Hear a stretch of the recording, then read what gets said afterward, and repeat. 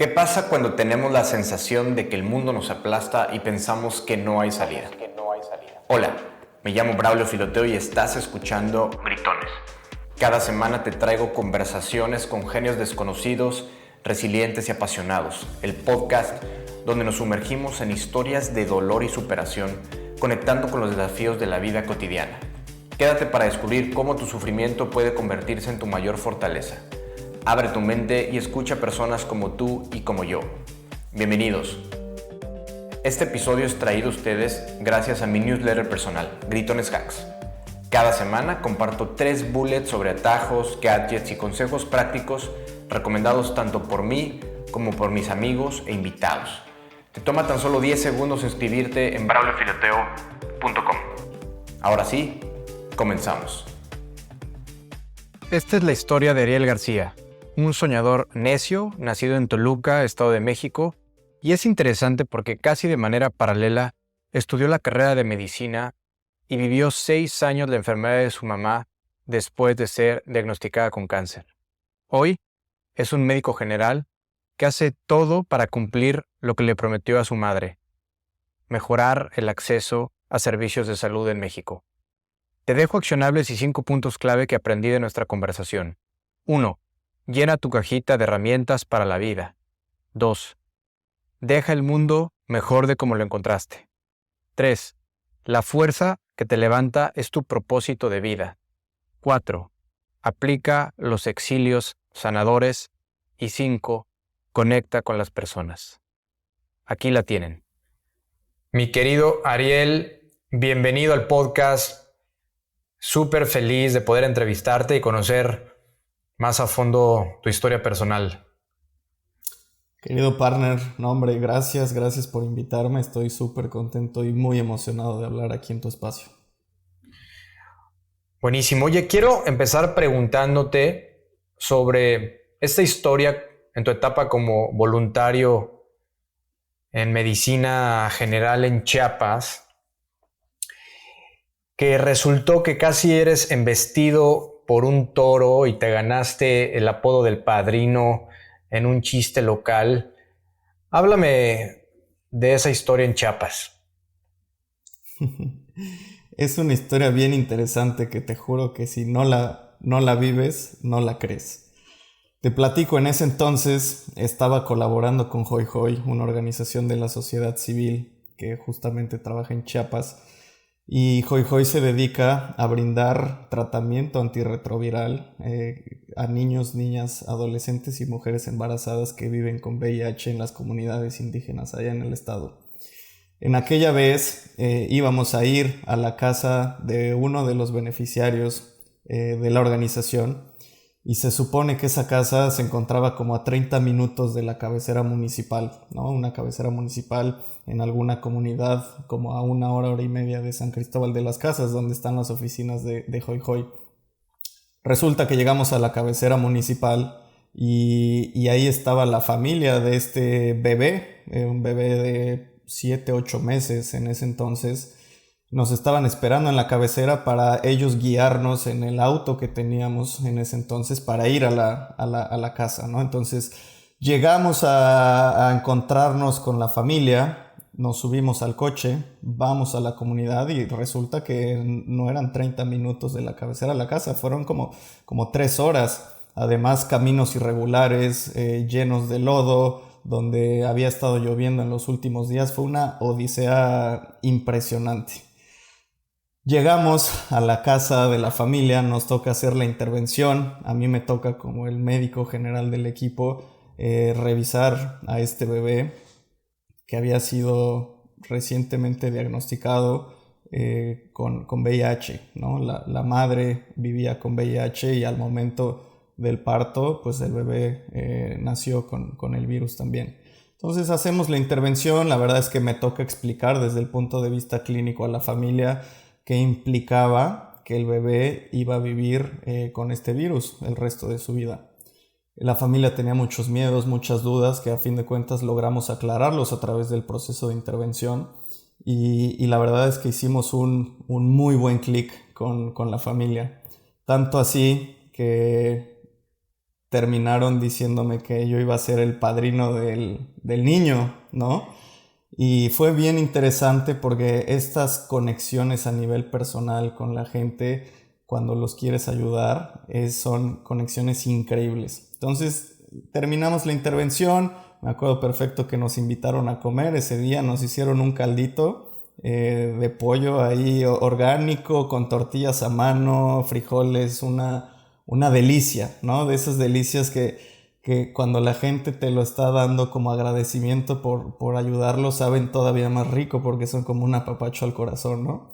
Entonces fue un éxito la intervención y recuerdo perfecto que cuando tomamos la pick-up que teníamos ahí en la organización para regresar a San Cristóbal, eh, en el camino, en la brecha, porque ni siquiera era un camino, apareció un toro que al ver la camioneta, yo iba manejando, al ver la camioneta como que se sacó de onda el toro y como que ahí quería, no sé, yo juraba que nos iba a embestir, ¿no? Ya sabes, a llegar y una embestida ya a la camioneta. Yo me saqué muchísimo de onda y a lo lejos vimos a un niñito que parecía que estaba cuidando como un rebaño, ¿no? Y vio y fue el niño corriendo como que a agarrar el toro, a tranquilizarlo, se lo llevó y logramos pasar esa brecha, ¿no? Pero sí, son esos momentos que te juro, si no estás ahí viviéndolo, no lo crees, y te lo digo por la experiencia tan cercana con la gente, este sentimiento de ayuda y de apapacho al corazón que te da esa retribución de alegría de la gente contigo y del hecho mío con ellos,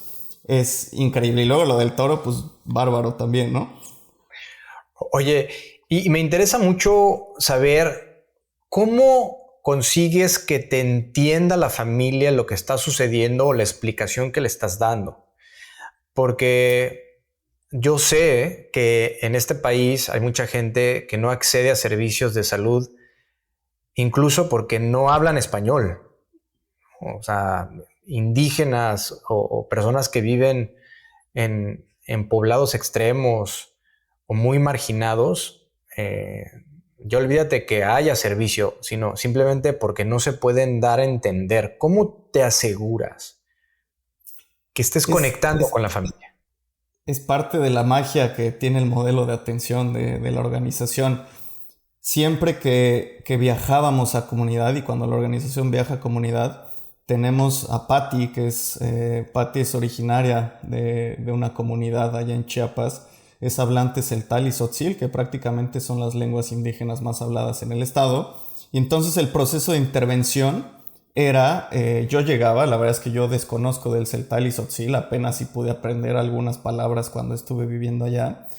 Pero hacíamos el proceso de intervención en donde Patti actuaba como intérprete de lo que yo decía con la familia y viceversa, ¿no? Entonces de esa manera lográbamos como que cerrar la pinza de comunicación, porque a fin de cuentas muchas veces en México, en el México rural, en el México indígena, eso pasa. La gente no habla español y cuando van a pedir servicios de salud al hospital cercano, los médicos no hablan su idioma, su lengua, ¿no? Entonces se crea una barrera abismal en el acceso a los servicios de salud. Y nosotros en Hoy Hoy teníamos la bendición de tener a Patti dentro del equipo, que era, yo siempre lo dije, nuestra llave de acceso a todas las comunidades en Chiapas. Entonces era realmente mágico. Claro. ¿Y tú tenías alguna práctica que te permitía conectar con la familia, con estas personas cuando no hablabas el dialecto? O sea, una cosa es Patti, pero otra cosa es esta interacción que tú particularmente tenías en la exploración o en tu participación como médico. Pues realmente lo que intenté hacer desde el primer día que estuve trabajando allá fue abrir el corazón a las personas y aunque no hablaran español, yo daba mi intervención en español e intentaba hacer que me entendieran hablando español, ¿no?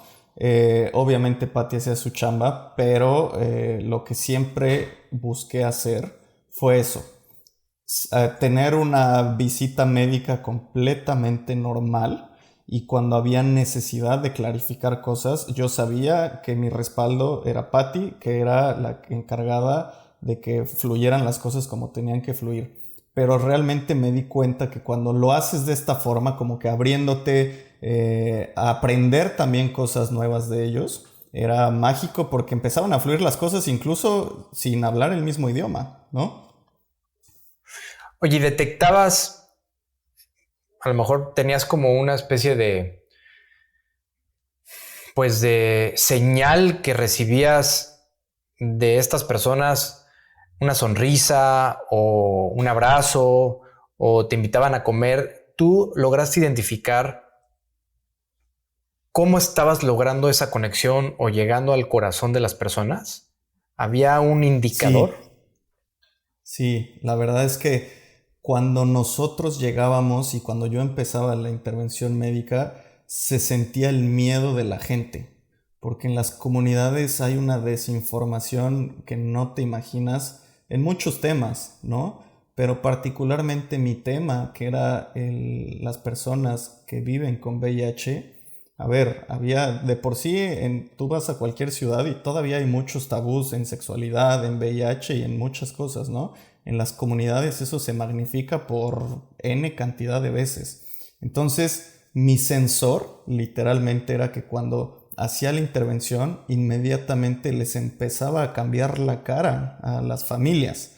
Y estos miedos, esta como sensación de incertidumbre que estaba en el ambiente antes de comenzar la intervención a que una vez que la terminábamos era mágica, ¿no? Y después pues obviamente hay muchas palabras de agradecimiento, muchas veces nos invitaban a un taquito, una tortilla hecha a mano que son deliciosas, unos frijolitos, ¿no? Entonces eso, pero lo principal era el entendimiento que esa incertidumbre se empezaba a ir y empezábamos a dar certeza a las familias y a las personas que viven con VIH. Entiendo. Buenísimo. Oye, ahora déjame remontarme a tus primeros años. ¿Dónde naciste? ¿Cómo fue tu infancia? Yo nací en Toluca, en el Estado de México. La verdad es que toda la vida viví ahí. Casi toda mi familia también es de Toluca. Yo fui a la escuela primaria hasta la prepa en Toluca, mis amigos de Toluca, ¿no? Como que realmente tuve una vida muy en Toluca. Siempre una vida llena de mucho ejercicio, varios deportes, pero principalmente el tenis. Me declaro un apasionado del tenis que si bien ya no lo practico con la frecuencia que me gustaría, pero toda la infancia dedicado al tenis y a la escuela, ¿no? O sea, fue lo que mis padres me inculcaron y nos inculcaron también a mis hermanos, como que había que tener un balance entre el deporte y nuestras responsabilidades en la infancia, que en ese entonces era la escuela, ¿no? Entonces, así fue mi vida, muchos amigos, y hasta después que salí a la universidad, bueno, tuve una experiencia de intercambio y luego me fui a la universidad, fue cuando dejé mi ciudad, ¿no? Pero siempre fui una persona de familia, de Toluca, y estoy orgulloso, ¿no? De decir que soy de Toluca. Ok, choricero. Choricero. Oye, ¿cuál es el recuerdo principal que tienes con tus papás? Híjole, yo creo que tiene mucho que ver con el deporte. Yo me acuerdo que los fines de semana, cuando Lalo, mi hermano, que es el de en medio, y yo estábamos los dos metidísimos en el tenis, eh, prácticamente todos los fines de semana era irnos a algún otro club, dentro o fuera del Estado de México, a torneo, ¿no? Entonces siempre viajábamos con ellos, siempre como que estuvieron muy cercanos, echando porras. Y ese recuerdo, digo, tengo muchos, pero ese ahorita fue el que se me vino a la cabeza, ¿no? Hoy, ¿recuerdas que me puedas describir alguna victoria en tenis o en algún deporte, tú o tu hermano, que tus papás explotaron de emoción? ¿Podrías hablarme de algún recuerdo de ese tipo? Sí, realmente de victorias me acuerdo muchísimas de Lalo. Yo sí estuve mucho tiempo metido en los torneos, pero la verdad es que nunca brillé como mi hermano Lalo lo hizo, ¿no? Entonces, al principio viajábamos los dos a jugar, pero después cuando yo empecé a dedicarme más al tema de la escuela y el estudio, y Lalo estaba igual de metido en la escuela, pero más en el tenis, viajábamos con él, ¿no? Lalo llegó a ser un gran tenista a nivel estatal y a nivel nacional. Y yo me acuerdo que todos los partidos, sobre todo los partidos de finales, prácticamente llegaba a todas las finales de los torneos que jugaba, pero todos los partidos eran de una emoción impresionante. O sea, yo me ponía súper nervioso y sentíamos esos nervios, ¿no? Ya sabes, este ambiente de cuando tu equipo está jugando la final y va empatado y le meten gol y luego empatan otra vez.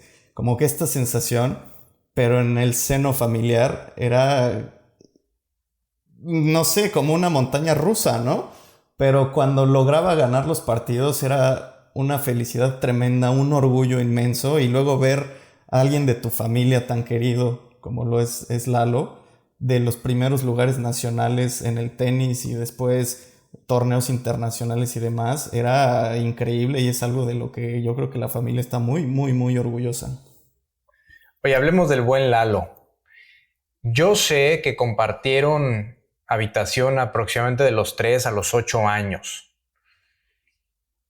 Platícame cómo era compartir cuarto con tu hermano Lalo.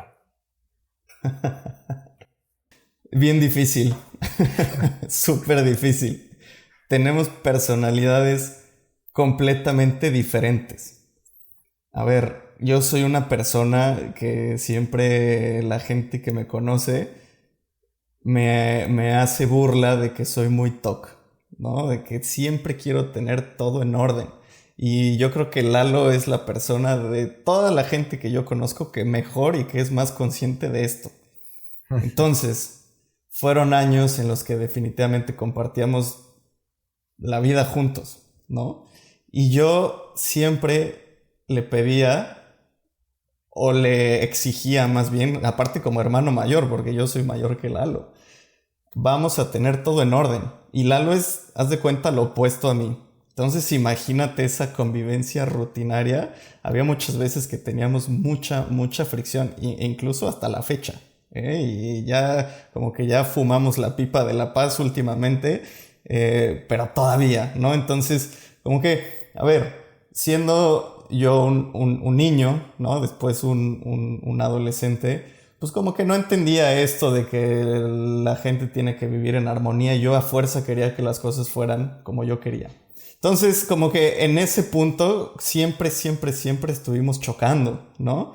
Pero a fin de cuentas, ahora que soy consciente de las cosas y entendiendo cómo es mi hermano, como que me ha dejado muchísimos aprendizajes, ¿no? Y el principal yo creo que es, no tienes que ser tan rígido y tan cuadrado, ¿no? Hay que aprender a fluir con las cosas, hay que aprender a soltar, hay que aprender a dejar ir y a disfrutar, y no todo siempre va a ser adentro de un cuadrado. Entonces, fue una infancia complicada si nos ponemos a pensar en eso, pero también pues era muy divertido tener a alguien tan desordenado cohabitando en la misma habitación que yo, ¿no?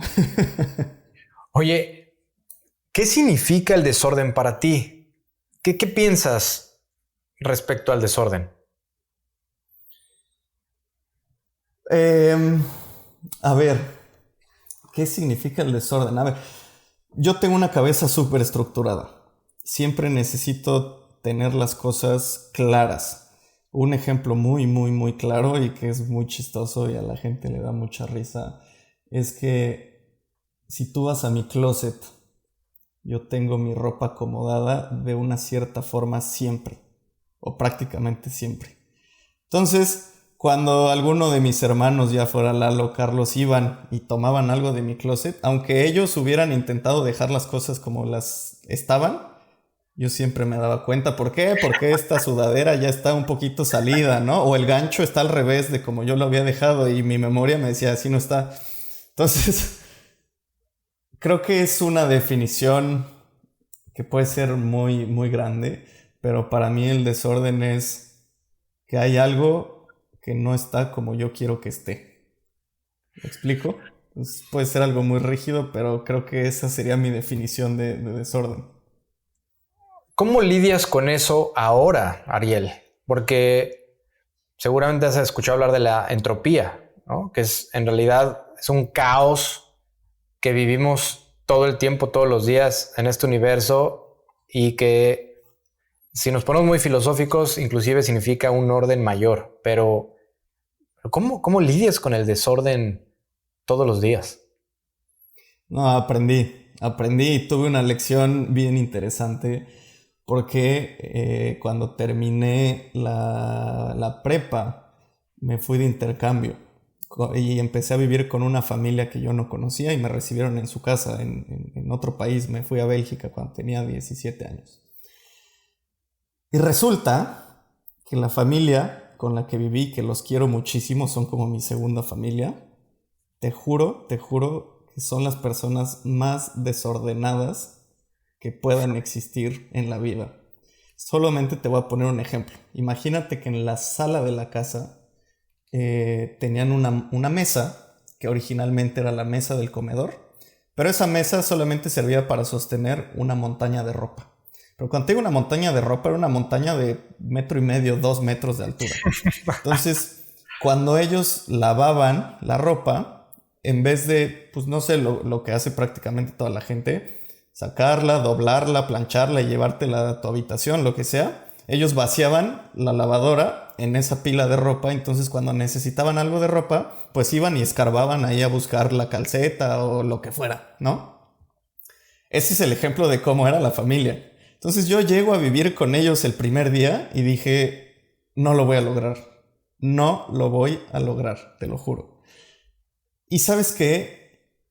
Aprendí justamente a no ser tan cerrado, ¿sabes? Entonces fue una lección bien importante porque aprendí a convivir con el desorden. Y yo creo que en ese punto de inflexión fue cuando entendí muchas cosas y empecé a convivir, ¿no? Con el desorden, a entender que no todo es como siempre queremos que sea y no nos podemos salir con la nuestra 365 días al año, ¿no? Entonces fue un ejercicio bien interesante y créeme que viví un año con ellos prácticamente. Entonces imagínate el ejercicio diario que yo hacía para convivir, ¿no? Y me la pasé increíble. ¿Qué sentías? O sea, a lo mejor ya fue disminuyendo, pero yo creo que los sentimientos al principio estaban a flor de piel. ¿Cuál era tu Híjole, sensación principal? me sentía incómodo.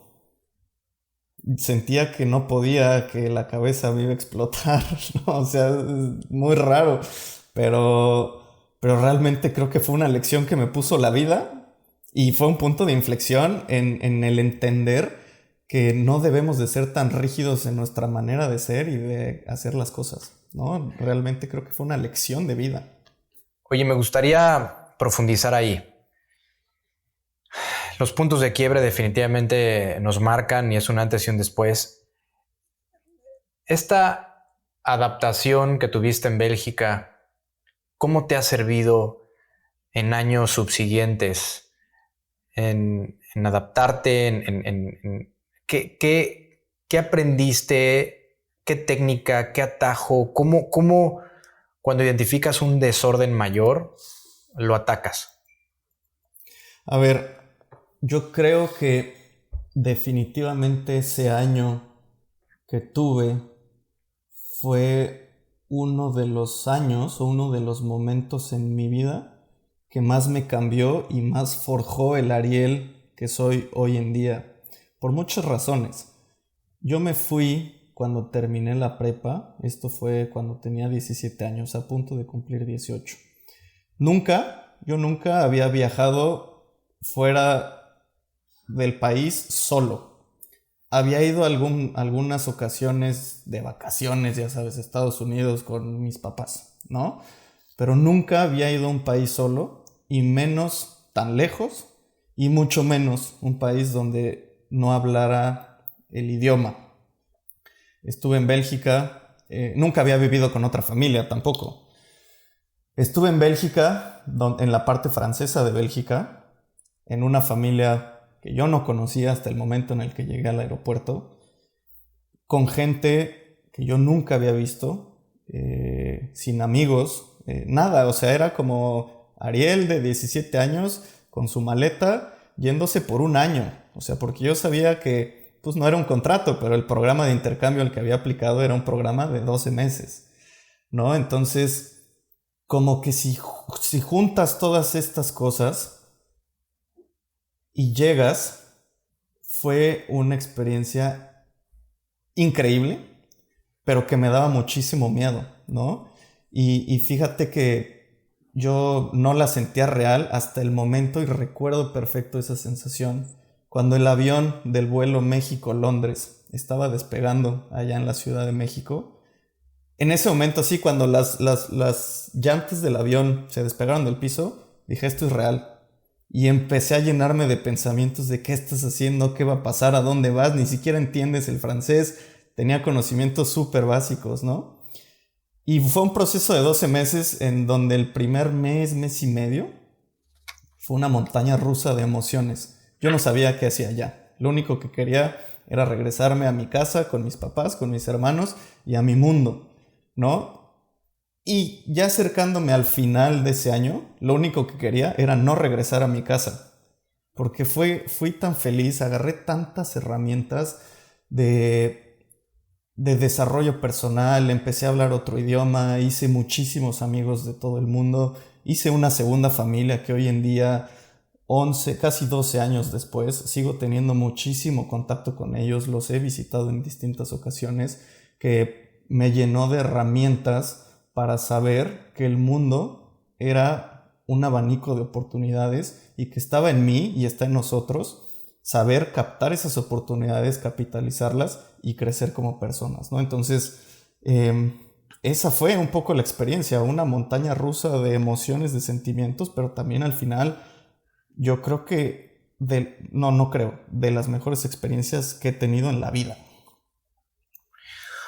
Oye, definitivamente que te ayudó a ser más tolerable en el futuro a partir de Bélgica, pero también sé, y me lo han dicho personas muy cercanas a ti, que eras sumamente introvertido.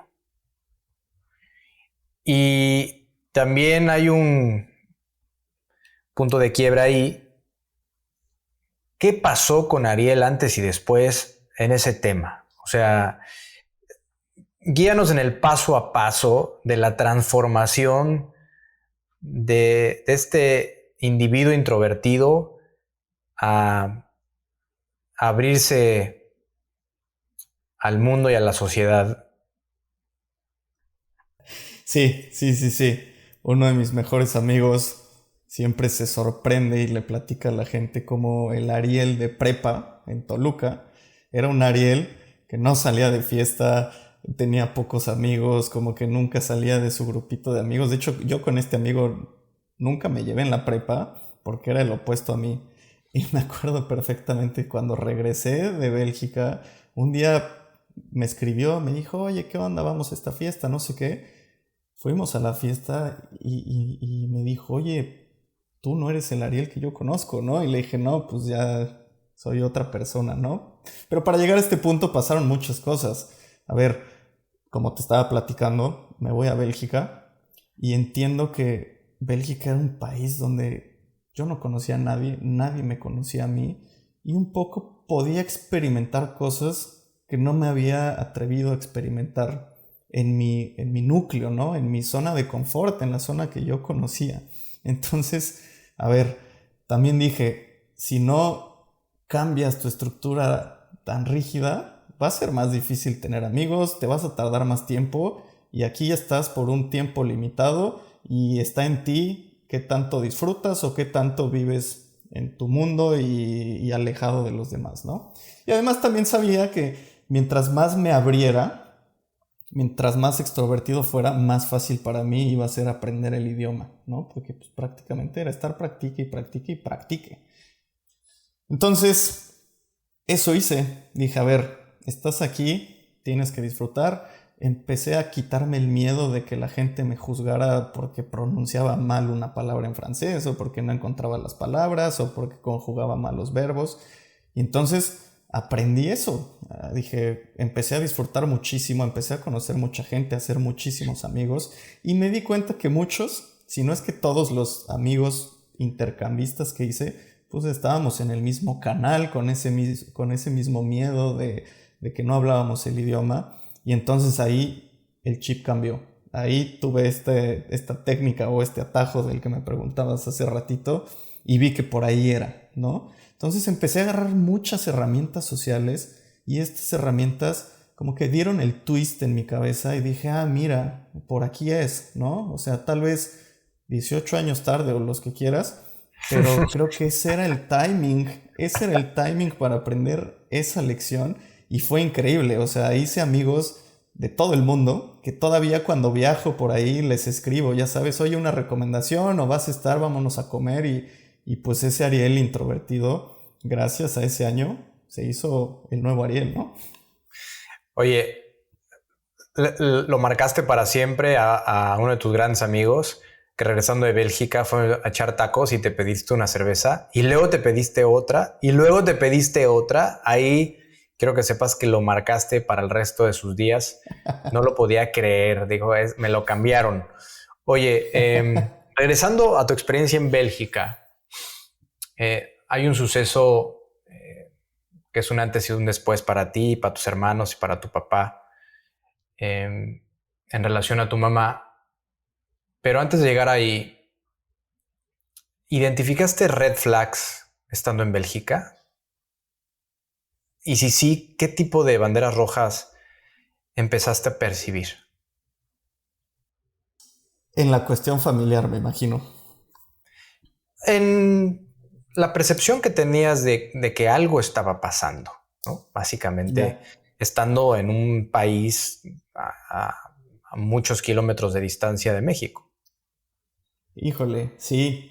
A ver, ya se acercaba el fin del intercambio, ya se acercaba la fecha en la que regresaba a México y me acuerdo que la familia con la que estaba viviendo nos llevó a mí y a otro par de estudiantes de intercambio que habíamos vivido en su casa a un viaje, ¿no? Como de despedida. Entonces, fue un viaje que duró, no sé, una semana, 10 días por ahí. Y yo durante esos días como que intentaba mandarle mensaje a mis papás de que miren, estoy acá, mira, ahora estoy acá. ¿Cuándo hacemos un Skype? ¿No? Porque no teníamos WhatsApp en ese entonces. La comunicación era muy distinta como la hacemos ahora, ¿no? De repente hay un mensajito por Facebook o cosas así. Y siempre me decía mi papá como, ay, sí, hablemos mañana o pasado, tu mamá está, no sé, me decía cosas, ¿no? Y se me hacía muy extraño, muy, muy extraño. Y así fue, no sé, yo creo que el último mes que estuve yo allá. Cuando regreso a México, a los pocos días, pues me entero prácticamente, no sé, 2, 3 días después, que a mi mamá la habían diagnosticado con cáncer, ¿no? Y que ya llevaba un periodo como de 5 o 6 meses en distintos tratamientos y en el proceso de diagnóstico, porque para ese entonces todavía ni siquiera había un diagnóstico preciso de qué tipo de cáncer era, en dónde había salido, solamente sabíamos que era un cáncer en una etapa avanzada. No se sabía del tipo de cáncer y lo único que habían era prácticamente tratamientos experimentales, ¿no? Entonces, híjole, fue un proceso, te decía que cuando llegué a Bélgica fue un proceso de adaptación muy difícil por el choque de cultura, por el nuevo idioma, etcétera. Cuando regreso de Bélgica fue un proceso de readaptación todavía más difícil, ¿no? Por lo que implicaba el diagnóstico y por lo que implicaba, no sé, ser el hermano mayor. Yo estaba por entrar a la carrera de medicina. Fue un mar de sentimientos, también una montaña rusa impresionante, porque a ver, mucha gente, y yo creo que todos compartimos esto, que cuando escuchas que alguien que tú quieres o cualquier persona tiene un diagnóstico de cáncer, prácticamente sabes que es una sentencia de muerte. No sabes si va a ser una muerte a largo plazo con mucho sufrimiento o si va a ser un cáncer de esos que en pocas semanas te lleva, ¿no? Oye, Ariel, ayúdame a visualizar la conversación cuando te enteraste. Guíame cómo fue, no sé si recuerdas el día de la semana, en dónde fue, cómo fue esa conversación.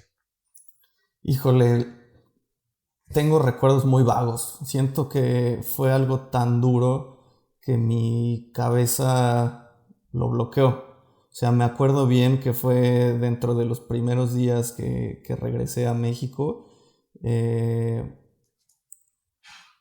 mi mamá y mi abuela, que mi abuela y mi papá, bueno, todos estuvimos muy, muy, muy al pendiente del proceso en el que la familia estaba, ¿no? Porque si mi mamá estaba, toda la familia estaba inmersa. Pero recuerdo que ese día mi abuela y mi mamá iban llegando de una cita en el médico y yo pregunté, ¿qué onda? ¿Por qué? ¿Qué onda? ¿Cómo estás? No sé qué. Y en ese momento, pues, me lo dijeron, ¿no? Pero yo escuché la palabra cáncer y pues, yo sabía que era el cáncer, pero no entendía las implicaciones, ¿no? Y me preocupé demasiado porque dije, Ariel, estás por entrar a la carrera de medicina, tu mamá tiene cáncer, yo intentaba como que procesarlo y no podía, ¿sabes? Fue un proceso muy difícil, eh, pero te soy sincero, como que mi mente tiene bloqueado ese recuerdo. Ahora, estudiaste medicina, entonces ahí tú ya estabas decidido a estudiar medicina. ¿Cuál fue el trigger de decir yo quiero ser médico? Sí, yo ya estaba decidido a estudiar medicina años antes de terminar la prepa. Yo creo ¿Por qué? que... ¿Por qué? Chistoso, pero yo cuando estaba chiquito, te estoy hablando 8 o 10 años, yo veía una ambulancia en la calle o escuchaba una ambulancia, como que me daba muchísima curiosidad qué había dentro de la ambulancia, ¿no? Me llamaba mucho la atención los accidentes, ¿no? Entender que adentro de esa ambulancia iba una persona que probablemente estaba muy grave, muy herida y que iba a ir al hospital para que le ayudaran, ¿no? A recuperarse. Entonces, yo cuando estaba chiquito decía, yo quiero ser paramédico en una ambulancia, ¿no? Y luego también un trigger muy potente fue que mi abuela materna, ella fue médico, de las primeras médicas graduadas de la UNAM. Por ahí te estoy hablando de la segunda o tercera generación donde las mujeres empezaron a estudiar medicina y era en la UNAM, ¿no? Y mi abuela fue una persona, ella falleció cuando yo era chico, yo tenía como 9 años cuando ella falleció, pero Mamá, mamá de tu papá o de tu mamá. de mi papá. Ella fue médico general, pero atendía a los pacientes con tanto amor, porque yo la vi, me tocó y tengo recuerdos de cómo atendía a los pacientes, trabajaban en el Seguro Social, ¿no? Entonces, como que siempre me quedó en la cabeza que mi abuela era un ángel, que siempre estaba ayudando a la gente e incluso cuando tenía su consultorio privado, prácticamente nunca le cobraba a las y los pacientes que le iban a pedir atención, ¿no? Entonces, como que mi abuela, esta curiosidad que yo tenía, fue lo que me llevó. Y cuando estuve en la prepa, me acuerdo que yo iba como en segundo semestre de prepa. Durante el verano mi mamá vio en el periódico anunciado un curso premédico de una universidad que estaba abriendo sus puertas en Toluca. Me dijo mi mamá, ¿por qué no te metes en verano a tomar el premédico para que veas si es lo que te interesa? Tomé el premédico, incluso creo que fui la calificación más alta de todos los que estábamos inscritos y dije 100% quiero estudiar medicina. Y mi sueño era a través del tenis tener una beca en Estados Unidos para estudiar la carrera. Entonces una vez fui a unos tryouts en Estados Unidos, me dijeron, sí, te podemos dar beca, ¿qué quieres estudiar? Les dije, quiero estudiar medicina. Me dijeron, ok, no te podemos dar beca, o te damos beca o estudias medicina, no se pueden hacer las dos cosas, ¿no? Entonces fue cuando regreso a México y decido que antes de entrar a la carrera quería tener una experiencia internacional y por eso me voy de intercambio a Bélgica, ¿no? Ya después regresé, estudié la carrera en México, pero yo creo que esos fueron mis triggers de querer estudiar medicina. Oye, y me parece que será muy interesante cómo viviste el proceso de la enfermedad de tu mamá estudiando medicina. Híjole, a ver, durísimo. O sea, fue una prueba muy fuerte porque dentro de la familia, yo siendo el hijo mayor, el hijo que estudiaba medicina,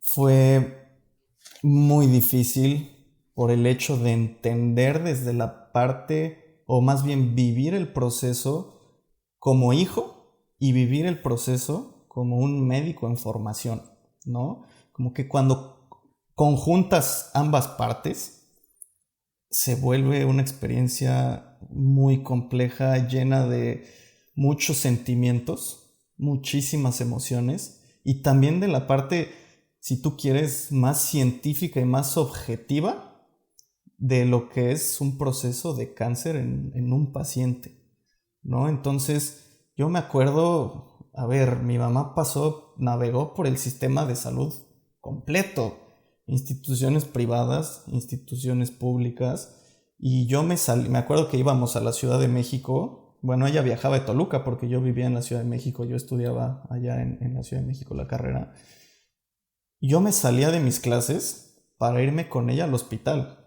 Entonces yo digo, nunca lo pensé dos veces, pero siempre pasaba por mí al hospital o a la universidad y nos íbamos a sus consultas, y eran consultas de 3, 4 horas estar esperando para una consulta de 10 minutos y, ¿sabes? Entonces, como que esta carga era fuertísima para mí, ¿no? Y te digo, poniendo lo objetivo de la carrera de medicina con lo subjetivo y lo personal que son los sentimientos de que tu mamá está enfrentando un proceso así, híjole, es algo muy fuerte.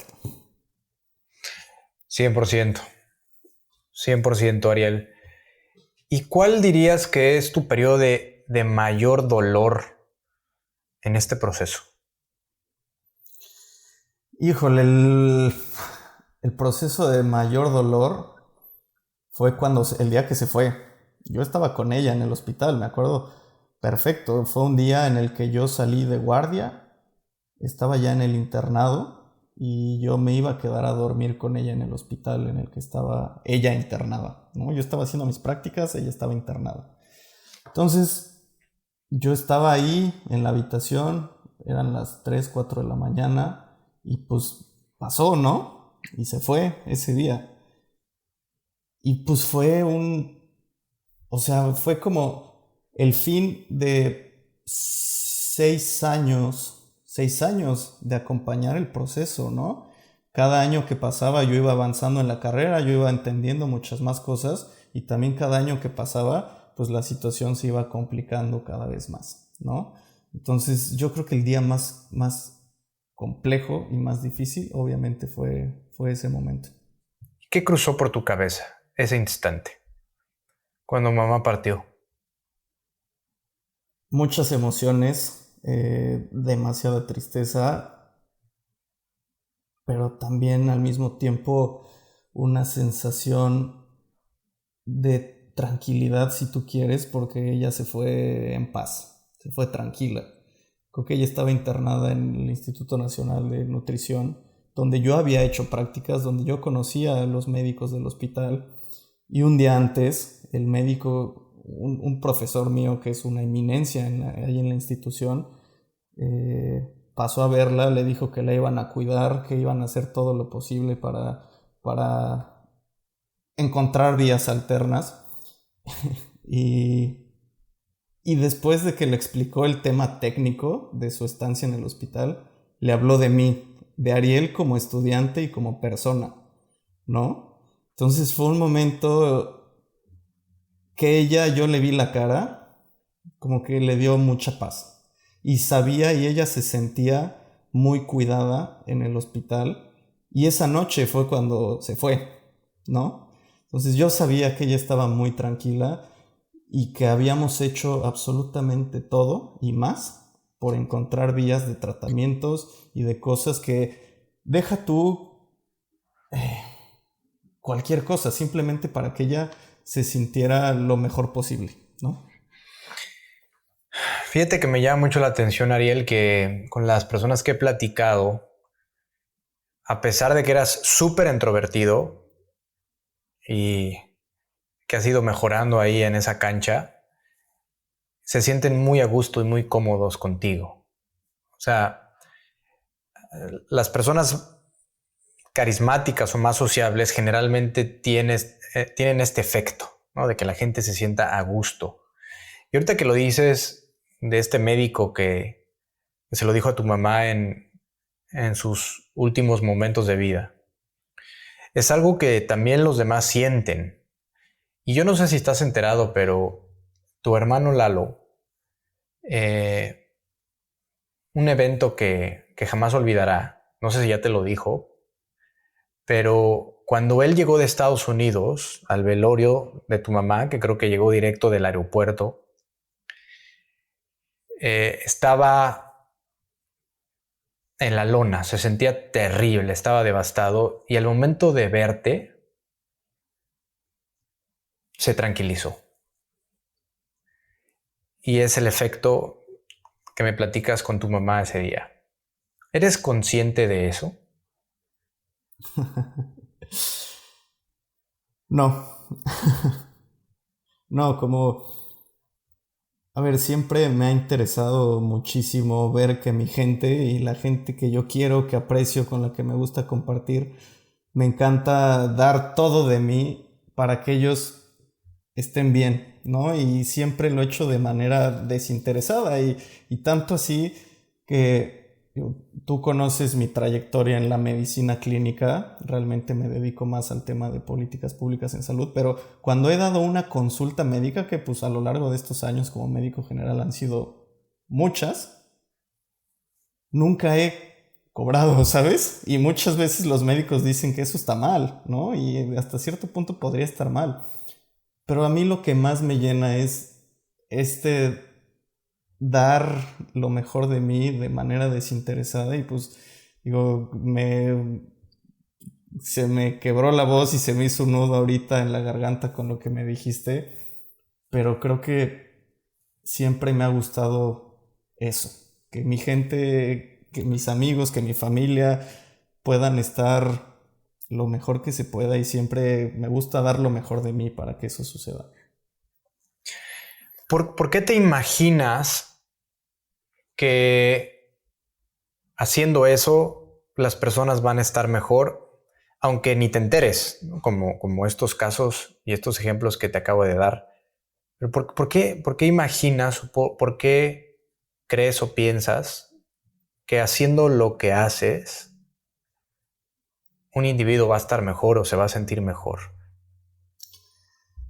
¿Por qué me imagino? Porque yo tengo el propósito de vida, me lo fijé desde hace muchos años, de dejar un mundo mejor que como lo encontré.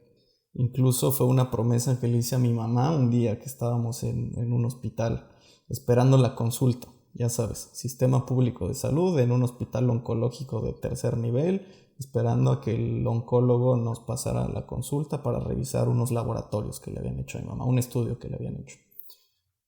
3 horas, 4 horas de espera para una consulta de 10 minutos y que te trataran con la punta del pie, ¿no? Casi casi diciéndote, no, pues están muy mal tus estudios, igual ya te vas a morir, ¿no? Y saliendo de esa consulta, le dije a mamá, mamá, te prometo que voy a hacer algo para cambiar el sistema de salud, cambiar la manera en la que la gente accede a los servicios de salud. Entonces, como que poniendo en práctica a lo largo de los años este propósito de vida, lo que me interesa y lo que he entendido es que hay que empezar a cambiar de poco en poco tu familia, tu primer círculo, después del primer círculo tu colonia, después tu municipio. Entonces, aunque siento que soy consciente que lo que busco es eso, empezar a generar cambios pequeños, que esos cambios se vayan potencializando o haciendo más grandes cada vez hasta que se logre un cambio a nivel social. Yo creo que va por ahí. No te tengo una respuesta a la pregunta que me hiciste, pero creo que es parte de mi propósito de vida. Definitivamente. Oye, y hablando de estas grandes experiencias con tu madre, ¿qué cambió en ti cuando ella murió? Tuve claro que esa promesa que le había hecho tenía que cumplirla. Y desde ese día trabajo todos los días para yo tener las herramientas, y aquí voy a citar a mi papá. Mi papá siempre nos ha dicho que a través de la educación que recibimos, que mis hermanos y yo nos sentimos muy orgullosos y muy agradecidos de la educación tan privilegiada que recibimos,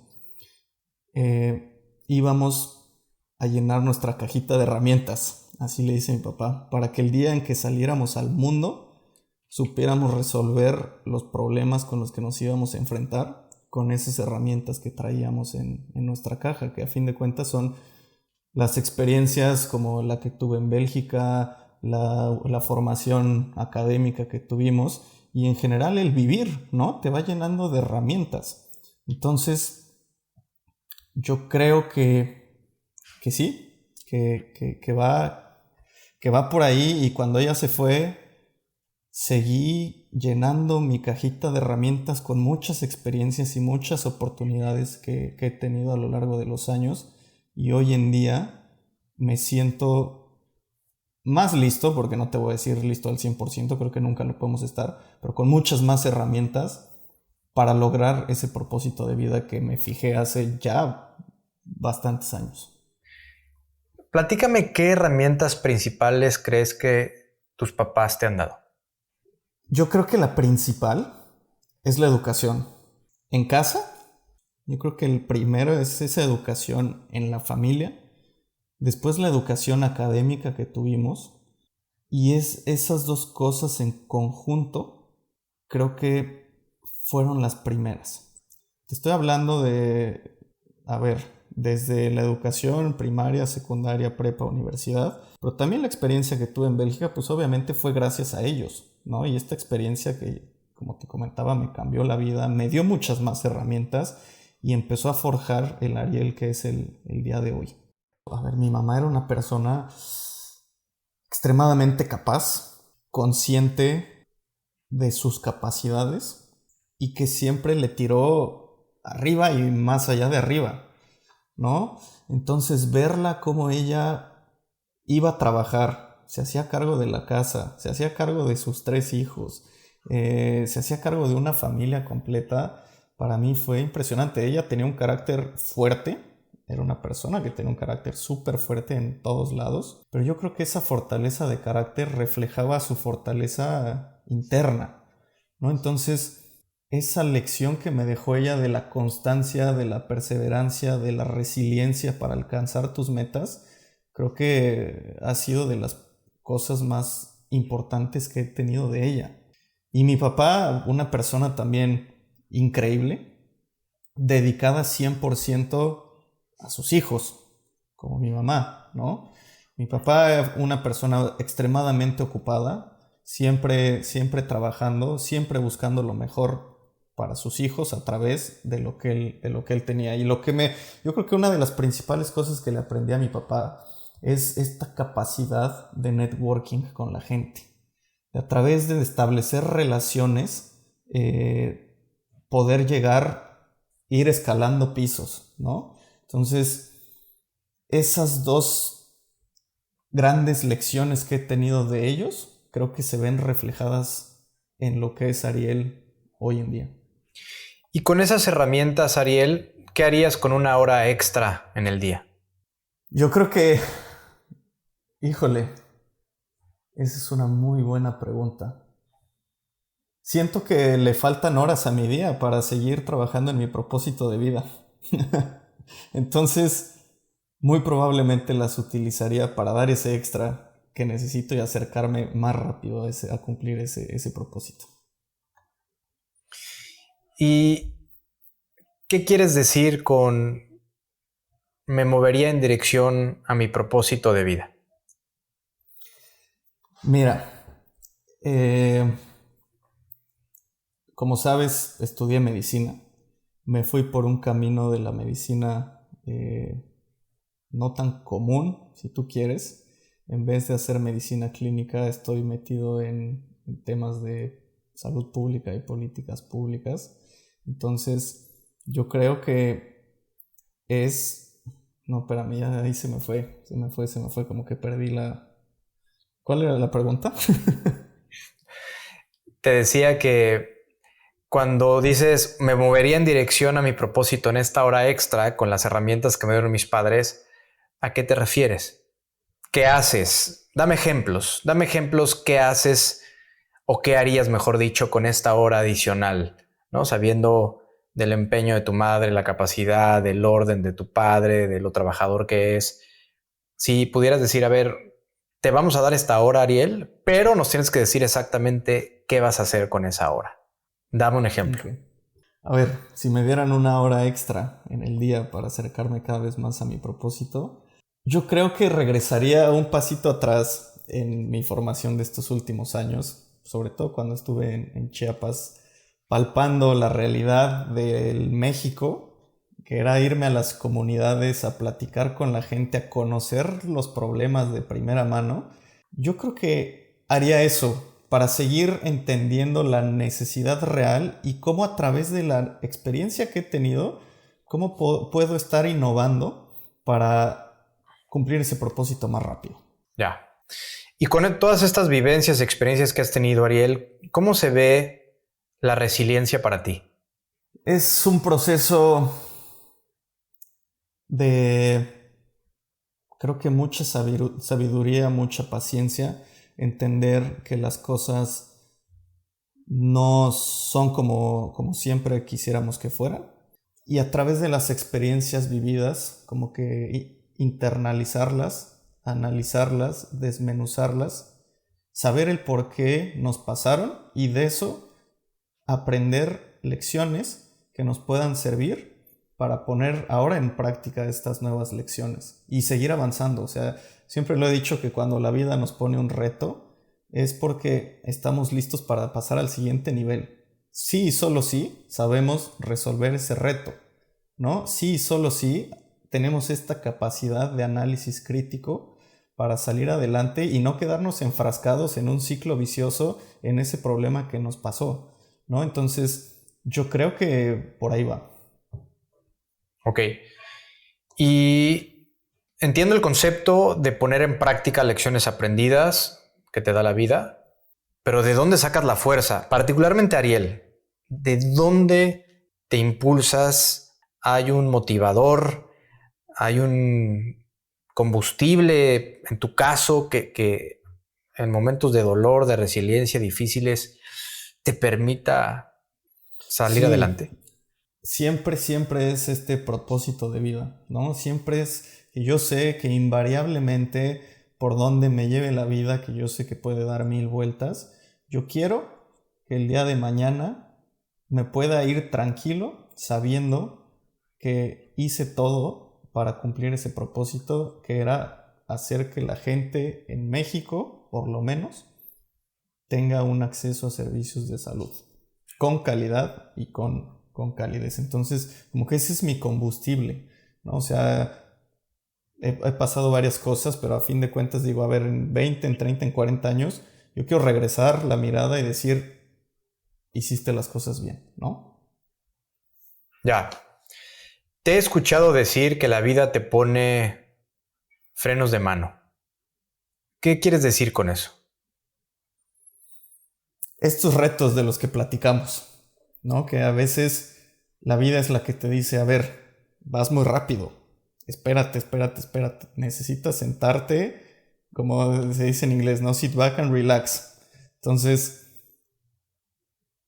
me ha pasado, recientemente me puso un freno de mano bien interesante, ¿no? Yo traía un ritmo de vida desde la carrera como un poco alocado, ¿no? O sea, a ver, carrera, trabajé un rato, maestría, más trabajo, ¿no? Y recién terminando el 2023, empezando el 2024, me pasaron una serie de cosas que hace un mes fue ese freno de mano donde la vida me dijo, necesitas tomarte un ratito, analizar lo que ha sucedido en estos últimos meses, replantear las cosas y darle para adelante, ¿no? ¿Te Entonces, importa dar detalles o me puedes decir que me vaya a la mierda, pero no, para nada. A ver, ¿qué pasó? ¿Cuál fue ese turning point hace un te mes? platico varias cosas. A ver, fue desde finales 2023, yo creo que ya vamos para los 2 meses que entré en este proceso, que ha sido un proceso increíble. De verdad, yo creo que otro parteaguas en mi vida y que en unos años voy a voltar para atrás y voy a acordarme de estos días. A ver, de entrada terminé la maestría, hice una maestría en el extranjero y decidí que iba a poner en práctica todas estas experiencias vividas y todo mi conocimiento. Y me lancé al mundo de la innovación en salud, ¿no? Me lancé a un emprendimiento que tú conoces muy bien.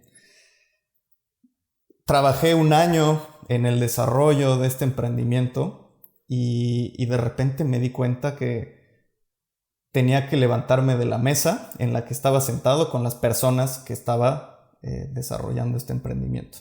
¿Qué tan difícil es hacer eso? Híjole, fue muy difícil, pero creo que fue una experiencia bien padre porque entendí muchas cosas. Entendí que es mejor hacerlo a tiempo que arrepentirse después por no querer verte buena onda con los demás. Y más cuando se trata de infringir tus principios y tus valores y tu misión y tu visión como persona, ¿no? Entonces, no fue una decisión fácil.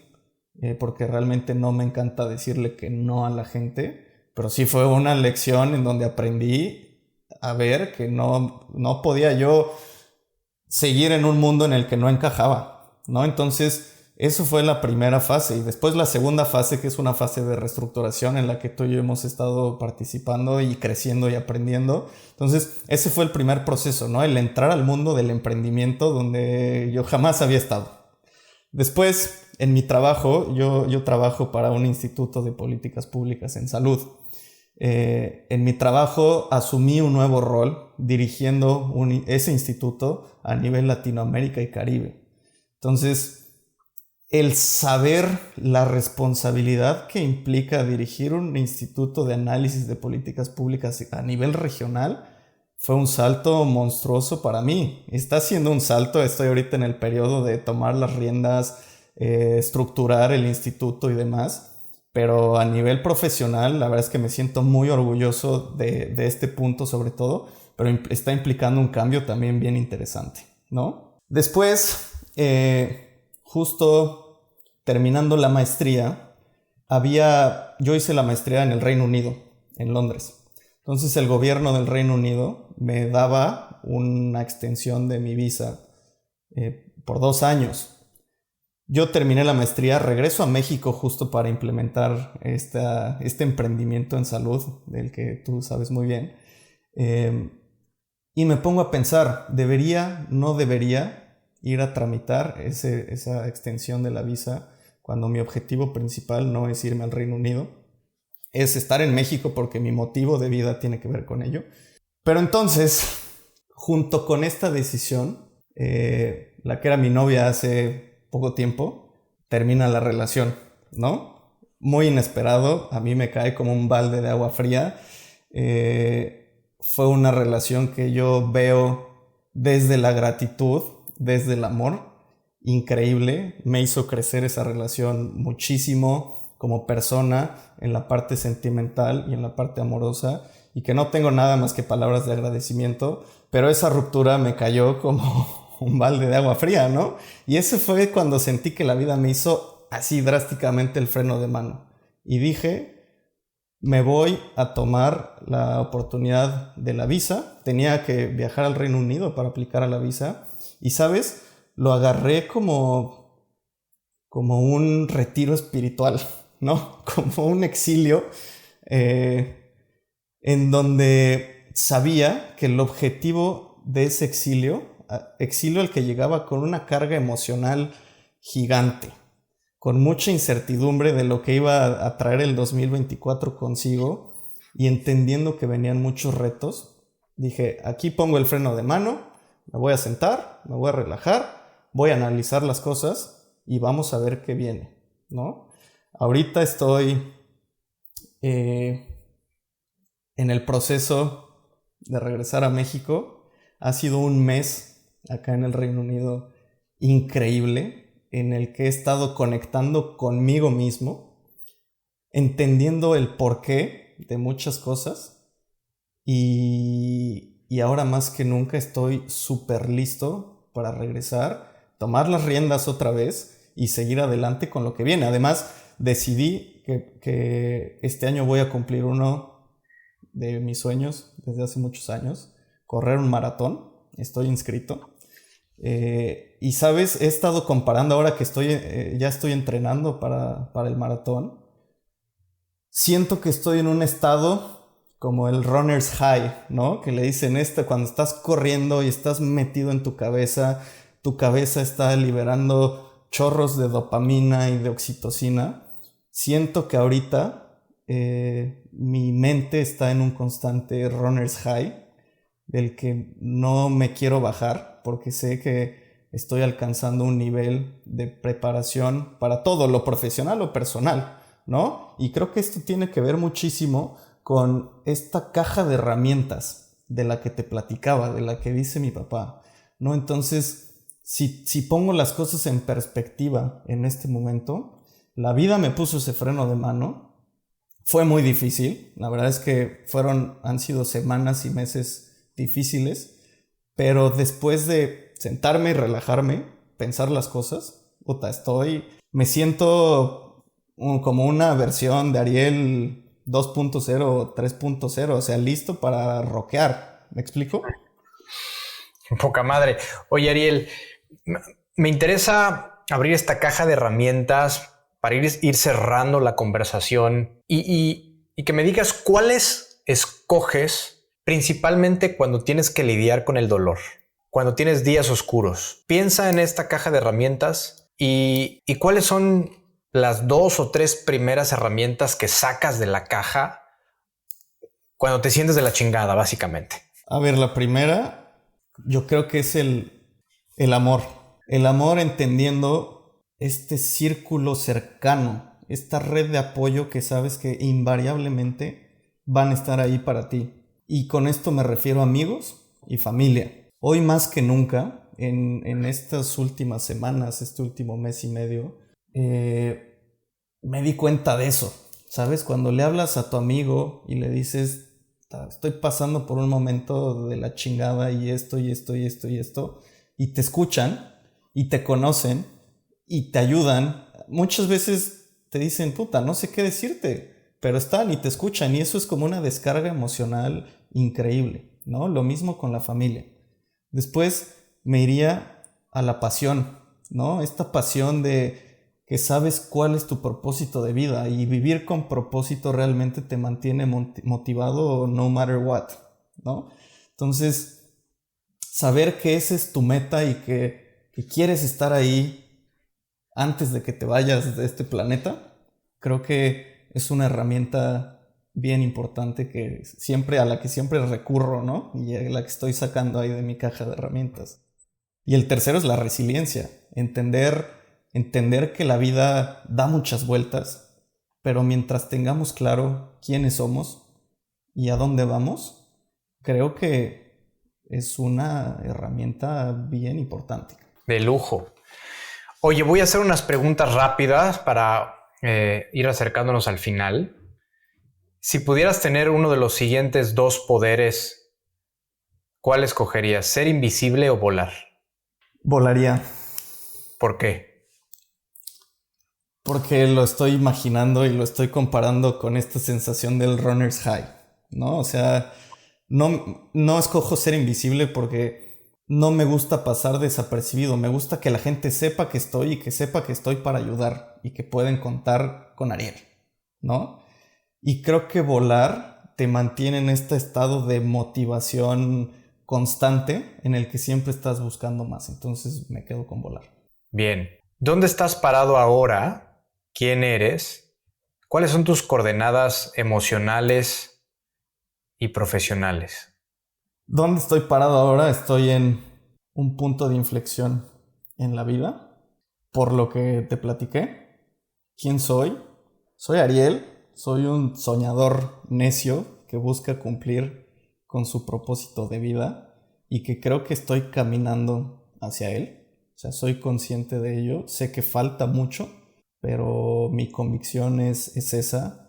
Y hoy en día, a un tercio del camino, a medio camino, no sé en qué punto del camino estoy feliz, porque sé que estoy haciendo las cosas que quiero y que me gustan, ¿no? Entonces, por ahí va. Y la tercera pregunta que me dijiste ahorita, ¿cuál era? Tus coordenadas emocionales y profesionales. A ver, las profesionales son muy buenas.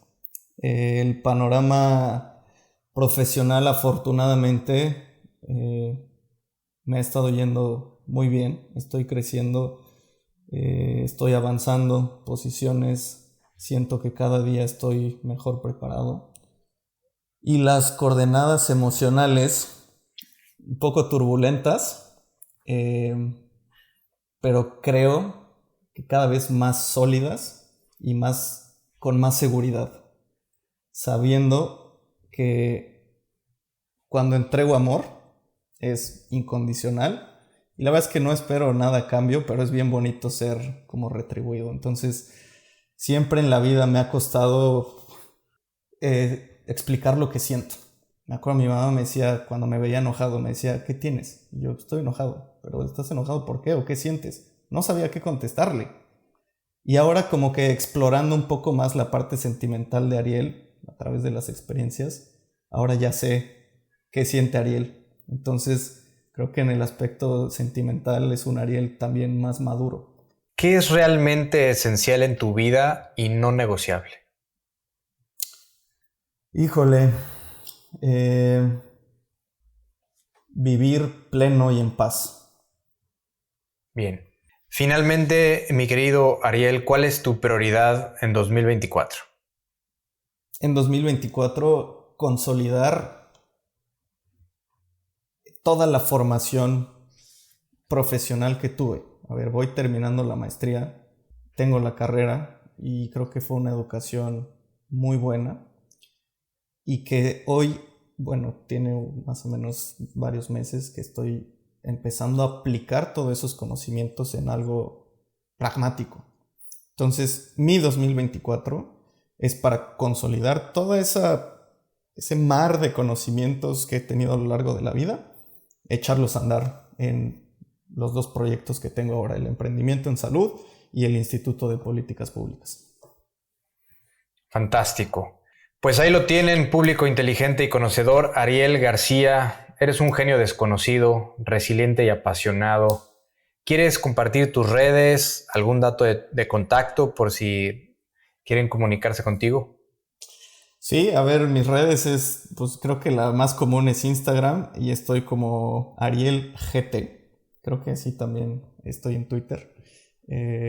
Y encantado de si alguien se siente identificado, si alguien quiere que lo escuchen, si alguien necesita una consulta médica, me pueden buscar ahí en mis redes. Es algo que quieras gritarle al mundo. Pues que hay que convertirnos en soñadores, ¿no? Soñadores necios que buscamos lograr lo imposible, pero lo imposible en mayúsculas, no en minúsculas, ¿no? Que no hay nada mejor que a través de nuestro sueño impactemos la vida de otras personas. Entonces, no hay que rendirnos pase lo que pase, porque vale la pena la lucha. ¿Quieres decir algo más? Gracias por el espacio. Estoy muy contento de estar aquí. Te felicito por este proyecto que estás lanzando y te deseo el mejor de los éxitos. Gracias, hermano. Pues bien, hasta la próxima. Hola a todos, aquí Braulio Filoteo regresando para ofrecerte algo que no querrás perderte. Te invito a unirte a mi newsletter gratuito Gritones Hacks. Es un micro correo semanal donde comparto 3 hacks poderosos directamente en tu bandeja de entrada. En Gritones Hacks encontrarás tips, atajos, gadgets, recomendaciones de libros, series, podcasts y trucos increíbles que han marcado la diferencia para mí y para mis invitados. Solo ve a brauliofiloteo.com, déjame tu dirección de correo y prepárate para recibir consejos que podrían cambiar tu juego. Gracias por escucharnos y espero verte pronto en la lista de Gritones Hacks. Hasta la próxima.